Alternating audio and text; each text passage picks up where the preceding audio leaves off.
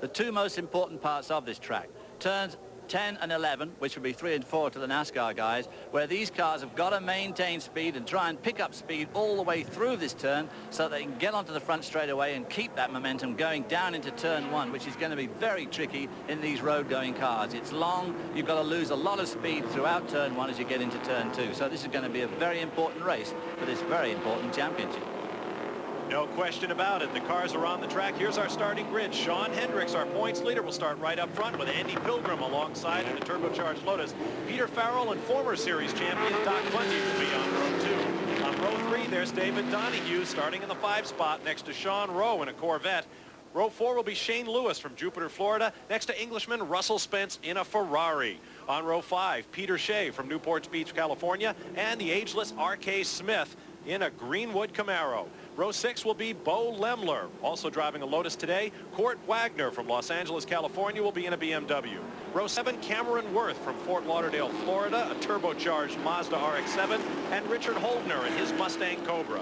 And on row 8, Nigel Olson from Kingston Springs, Tennessee, in a Ferrari next to the Firebird Firehawk of Joe Aquilante. Our pace car is off. Shane Lewis in that bright yellow twin turbocharged Nissan brings the cars to the line for the green flag. We are racing and we are 3 wide going down into 1. As you can see, going into turn 1 is a bit of an art itself. The old pit wall there sticks out into the apex. Pilgrim got pushed wide there going into there, and Sean Hendricks in the yellow Nissan takes the lead. Oh, 3 wide going through turn 3 there, bouncing over the curve, dragging in some of that Phoenix dust as the Lotus team must duking it out. David Donahue in the second, in the number 2 BMW there. Peter Farrell notches into second place, then former series champ Doc Bundy in the Lotus, then David Donahue. Andy Pilgrim got up on the dirt, came down into the track right next to Doc Bundy and lost out in that battle, and then he lost the position behind it to Donahue. Now Donahue begins to close up on the number 10 Lotus. Meanwhile, the battle continues. There's the 11 car of Pilgrim, and he's got Corvettes behind him. Donahue did a great pass there going into the turn 9, on braking there, outbrake the Lotus, which I was a bit surprised to see. I must say that the bigger BMW outbraking the smaller Lotus. Now as they let their legs stretch through these long turns here, 10 and 11, you hear those street-going radials really scrabbling for grip there as these relatively heavy cars, because these are lightened for racing, but not obsessively so. These are still pretty heavy street-going cars. Down into turn 1 again. It is very hot, probably 120 degrees or more down there on that racetrack. You can watch the BMW N5 of David Donahue, son of the late Mark Donahue, making his way around in 3rd spot. Now in front of him, of course, is Peter Farrell in the Mazda, who's been going all weekend. There's the 0 car. Russell Spence from England did some Formula Atlantic over here. An itinerant sort of driver these days, not doing what he really wanted to do, but he's obviously enjoying himself immensely this weekend. Whoa, goes very wide there at turn 6. That's the Corvette of Sean Rowe. Got very wide there, but he managed to keep Spence behind him. Spence is an open-wheel trained driver. Drove Formula 3, Formula 3000 in England, some Formula Atlantic here in the United States. He's been in this Ferrari, and just like the former Ferrari great Gilles Villeneuve, he has been finding the limits by exceeding them all weekend. He has been spinning all over this racetrack, trying to find out how to make this Ferrari go quicker. On the point, there goes the yellow Nissan of series points leader Hendricks, and a great battle now as David Donahue begins to close up on Peter Farrell. Very good race for 2nd spot here. Donahue's come through the field in great spirit from 5th position. Right up now with 2nd, and not letting the leader, Sean Hendricks, in the Nissan get away from him too much. That silver turbocharged Mazda, Peter Farrell, he needs this race as much as Donahue does. He's only 17 points out of the championship. He won the season opener, but hasn't seen victory lane since. We'll be right back.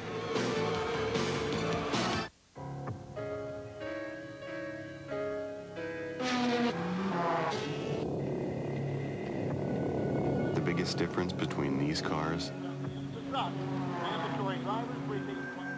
and the one in your driveway could be the tires. Bridgestone Potenza. Just think, you already have the car.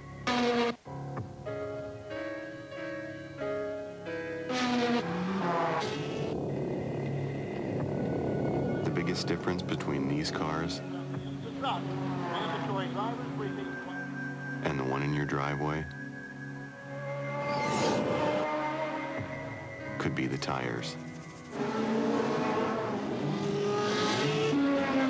Bridgestone Potenza. Just think, you already have the car. Back at Phoenix International Raceway at the Bridgestone Supercar Championship. One race remains following today's event. Bob Barsha, David Hobbs with you. There is Sean Hendricks, took the pole for this event. Although he's been having trouble with the electrics in that twin-turbo Nissan Stillen, as it's called. Massaged by Steve Millen's shops out in California for extra performance. There is Peter Farrell in the second-place car, and then the big BMW of David Donahue, and Andy Pilgrim in his turbocharged Lotus. But this has been the battle thus far in the race. David Donahue, son of the late Mark Donahue, trying desperately to get around Farrell and come to terms with Hendricks, who's the man he must beat if he's going to win this championship. Very, very evenly matched. The beautiful RX-7 Air and the M5, the BMW M5, because the cute thing about the BMW M5 is a four-door sedan. I mean, it's really strange to see a four-door out, and it looks big, a bit big and unwieldy compared to some of these more sporty cars like the Lotus right behind it. But boy, oh boy, when it chips it down, as you can see, it's very, very competitive, especially through here. This turn 6, David Donahue is, look at him, pushing Farrell there right behind him.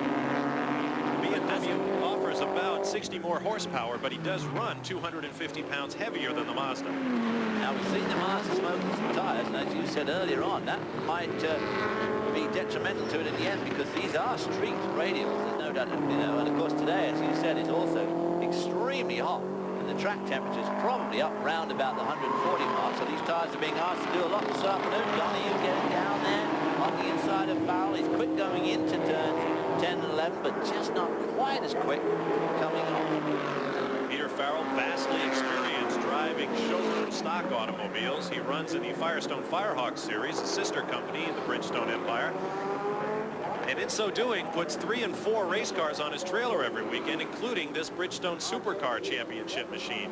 Now Donahue gave a little nudge look down the inside, but just can't get it done. I tell you what, now Farrell is obviously holding up Donahue, because they're both falling back into the clutches of Andy Pilgrim in the 11 Lotus, and of course Doc Bundy in the number 10 car. So we've got a good potential here for seeing some quite interesting position changes, and we've also got the potential of seeing David Donahue finally lose his grip and shove him out of the way.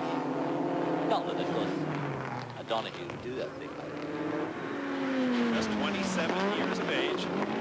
There's that smoke once again. There may be something even more wrong with that Mazda. Pumping smoke there. And now he drops down. Donahue has a clear shot, but the Mazda comes back on stream. There may be something wrong with Peter Farrell's car, but he seems to be able to get up ahead of steam and keep the BMW behind him. And this is where it's very quick up this last turn here onto the straightaway, front straight. Sun becoming a little bit of a problem for these guys. Not too low yet. Very hot, shining through those windshields onto the driver's lap. I can assure you that. Very hot in these cars. A lot of the drivers wearing cool suits, and I certainly don't blame them here in the searing heat of Phoenix. Because I drove with David Donahue's dad. His dad was about his age, and we drove together in Ferrari 512 at some of the classic races, Daytona, Sebring, Le Mans, back in 1970. Driving for the general himself, Roger Penske. Absolutely, the captain. Whoa, and he gives him a nudge there. Not hard enough. Come on, Dave.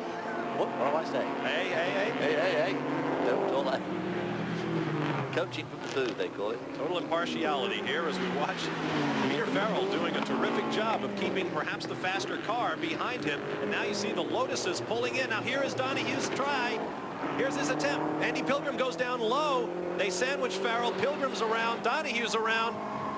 So just like that, Peter Farrell goes from second back to fourth, and he may be dropped to fifth by Doc Bundy this time around. He must have a problem. David Donahue comes off the corner very quickly now, unimpaired, got a clear shot down the road. Now, will Andy Pilgrim in the number 11 Lotus just behind him be able to wind him in? Let's take another look at that pass now that things have settled down just a bit. Coming off turn number 9 onto the drivers will say getting on and off the infield section is the critical part of driving this track.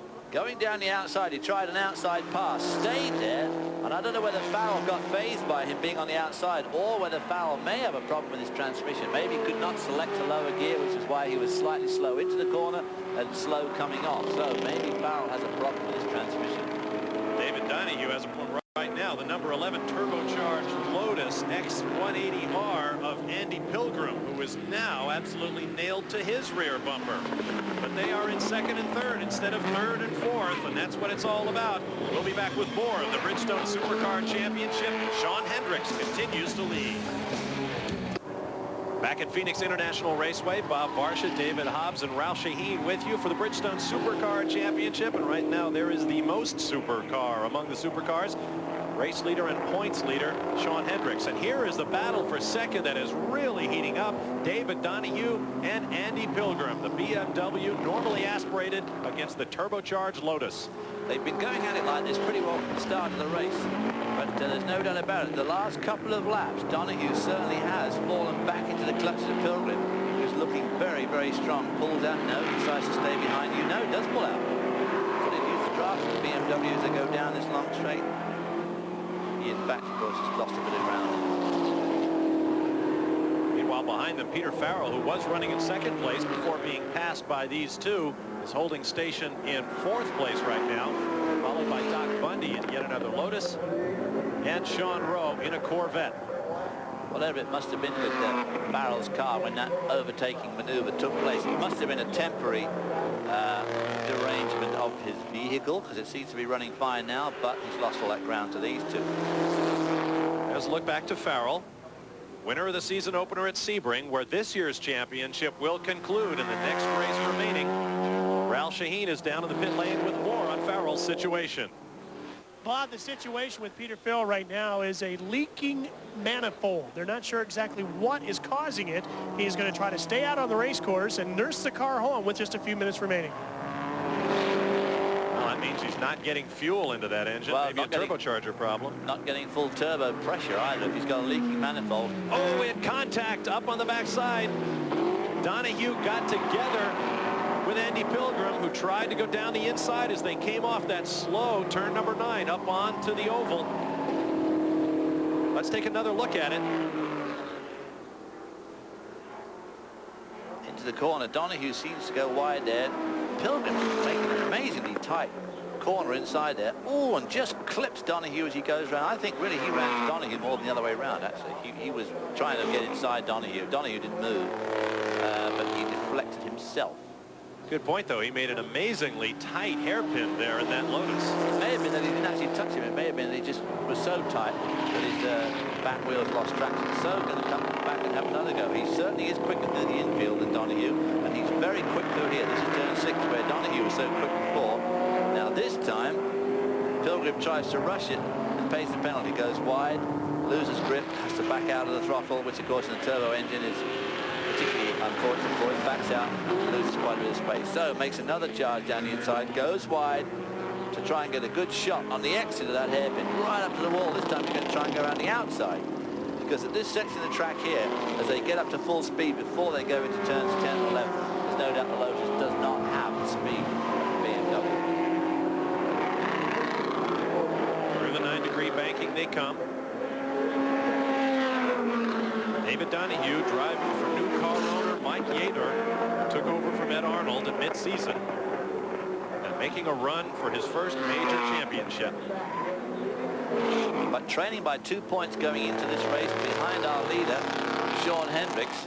So Donahue desperately hoping that something will impede Hendricks' progress in this race, so that he can at least come to grips with him and try and get around him in this race with one left partner. Just went around the red Ferrari 348 of Nigel Olsson. Made his living for 25 years as a drummer for Elton John. A great Ferrari fan, drives in the Ferrari 348 Challenge. In fact, one of our other drivers in this series, Kurt Wagner, who is David Donahue's teammate this weekend, will drive with 2 other American Ferrari 348 Challenge drivers in Mugello, Italy, in the finals of that series, a series that will run on the IMSA Tour next year. Once again, Pilgrim looked down the inside, but he just can't seem to get the right combination of cornering speed and turbocharged turbocharger boost, everything else he needs to get around that BMW. Now, of course, what he's hoping here is that Donahue is going to get held up by Aquilante, which he does not. But a little bit, must have lifted out of it just a little tiny bit there as Pilgrim goes down the outside, going to try and... No, he's trying to lump a long way around there, which is difficult to do. Still carrying a little bit more speed than Donahue, but can't do anything with it as they go to that long turn one. Opus very tempted here to give David Donahue just a little bit of a nudge up the rear there with the front of his Lotus besides against it. These Lotus cars have been in the Bridgestone Supercar Championship for several seasons now. The BMW effort, however, is fairly new, and it's taken a while for them to develop it. Oh, Donahue gets very tail-happy. Pilgrim takes advantage down the inside. Now they're coming up to turn 9, where Pilgrim has proven to be quicker. And he is definitely quicker through this very tight left-hander. Donahue closes right up on brakes, pulls away just a little bit there to start with. Then we get up to speed, up into 4th and 5th gear here, and this is where the Donahue car's being quicker. But, of course, now Pilgrim has the lead. A whole different ballgame. Donahue holding a very tight line. Pilgrim's best this year, second at Watkins Glen, but he missed the second round of the series at Long Beach, so he's only 7th in points right here. Here's another look at the pass. Donahue gets wide. I'm not sure whether Pilgrim gives him a little bit of a help there or not, but whatever it is, Donahue was way on opposite lock, had to lift out of the throttle just a little bit, which allowed the turbocharged Lotus to go through. A great pass, great driving job by both men. In situations of not exactly racing traction, they never touched each other. Andy Pilgrim takes over second from David Donahue. Sean Hendricks continues to lead.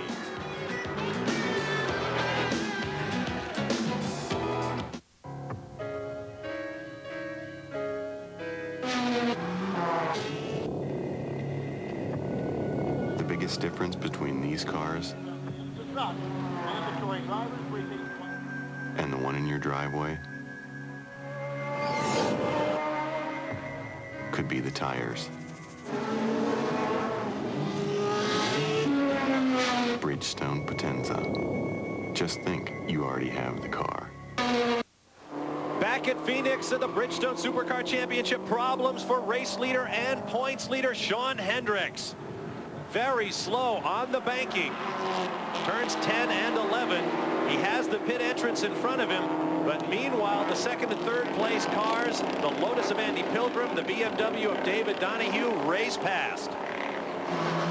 Well, that is a tremendous blow there for Sean Hendricks. I said just a few moments ago that David Donahue would like nothing better than something to befall Sean Hendricks. I wasn't thinking anything quite as serious as that.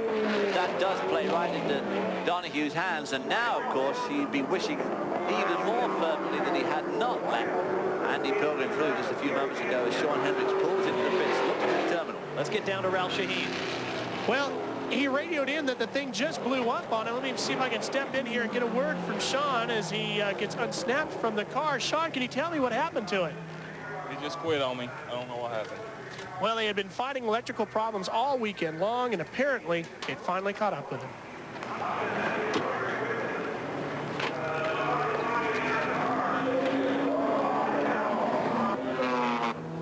All right, thank you, Ralph. A very dejected Sean Hendricks, and why not? This is going to have a huge impact on his hope for the championship. There is new leader Andy Pilgrim with David Donahue just behind him.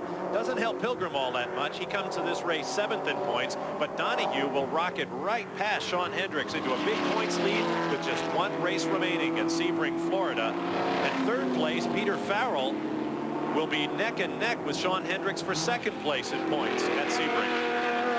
And of course, Peter Farrell won the first race at Sebring back in the spring, so he'll be feeling pretty good. And as we heard, his inlet manifold is leaking today, losing him valuable boost pressure, but he's still running a pretty strong third and holding off Doc Bundy in the second of the Lotuses. So Farrell, no doubt, looking forward immensely now to the final round, as is Donahue, but I'm sure that Donahue wishes that he had not let Andy Pilgrim get by him in that turn 6, because he certainly seemed to be able to hold him off, but now he's got in front. He can't. I wonder if David Donahue has been informed by his crew that Andy Pilgrim may be leading, but Sean Hendricks is out of the race. We have a white flag, 1 lap remaining. We're on the final lap here at Phoenix.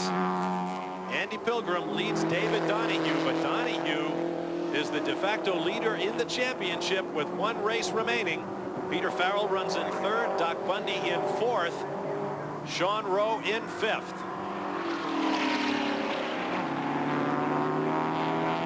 Donahue still sliding sideways. Perhaps his tires have given it up in the late stages of this race. Very hot, very abrasive Phoenix circuit. This is the battle for third. The silver number 7 Mazda RX-7 Turbo against the turbocharged white number 10 Lotus X180R. Bundy taking that characteristic outside line, trying to keep the boost pressure up, trying to get a run off the corner. Oh, and he gets sideways and gives up several car lengths immediately. Doc Bundy, who was already spun once at that corner, is apparently destined to finish fourth as Andy Pilgrim, his teammate, takes the checkered flag, and with it, his first victory of the year in the Bridgestone Supercar Championship. David Donahue finishes second. There is Peter Farrell, who will take the checkers in third, and Doc Bundy in fourth, as Sean Rowe comes down for fifth. There's your winner, Andy Pilgrim. We'll be back to talk with him when we return to Phoenix International Raceway.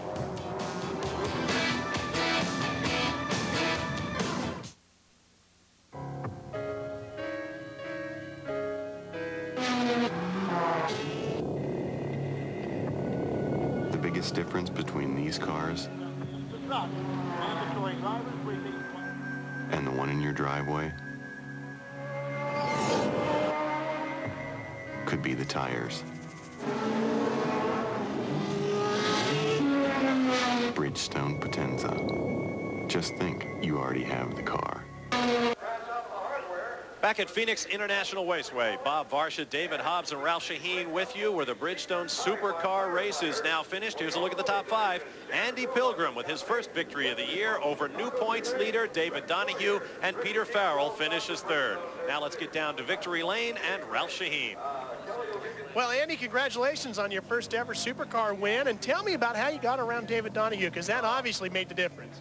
David and I were having the best race. I mean, unbelievable race. He was quicker on the straightaways. I was quicker through the infield, and I almost bumped him, God, 20 times maybe. But he made a slight mistake in the horseshoe back there, enough for me to get underneath, and that's all I really needed, you know, just to get away from him. He was holding me up, you know, more than I was holding him up, or could have stayed with him, but it was unbelievable. I just had one little mistake on his part, and that was all it took, really. So, and then Sean, obviously, right after that, Sean dropped out. So I'm pumped. I'm excited. The Lotus went unbelievably well today. It was great. Yeah, but I hear you had trouble hearing things. Well, no radio contacts. Probably the best thing in the world. Jack's never going to give me another radio, probably, because if I can win races without one, he'll probably never give me another one. Yeah, I couldn't hear anything on the radio. It was I kind of messed up the start here. Sean either missed a gear or got I don't know what happened, but Peter Farrell got underneath him, and it pushed me wide when those two went through the gap. There's really not room for 3 cars, and I caught 2 wheels on the grass out there and got in like 5th or so. So I had to kind of be patient and try and work myself back. So the crew did an unbelievable job. The car went unbelievably well, and what can I say? It's a great day. No doubt a great day for Andy Pilgrim. We promised you great action, and we had it. Here's a look at the entire full field rundown. David Donahue, with his runner-up finish, will be the runaway points leader when they go to the season finale at Sebring, Florida. It'll be his championship to win or lose, David Hobbs. Absolutely. He drove a very good race today, but of course, as Andy Pilgrim said, he made one very slight mistake, and Sean Hendricks there in 12th position, so he will get some points. So it won't be quite the runaway we're thinking it was. But on the other hand, David Donahue should be able to hold on to win this championship in just a few weeks' time. A tremendous disappointment for Sean Hendricks, who had his 6th pole in 7 races to start the day. But with electrical problems all weekend, you just knew there was a chance it would catch up to him. And here at PIR, strange things do happen. First victory of the year for Andy Pilgrim, a big points lead for David Donahue as they move on to the series finale in Sebring, Florida. I'm Bob Varsha for David Hobbs and Ralph Shaheen. Thanks for being with us. So long from Phoenix, Arizona.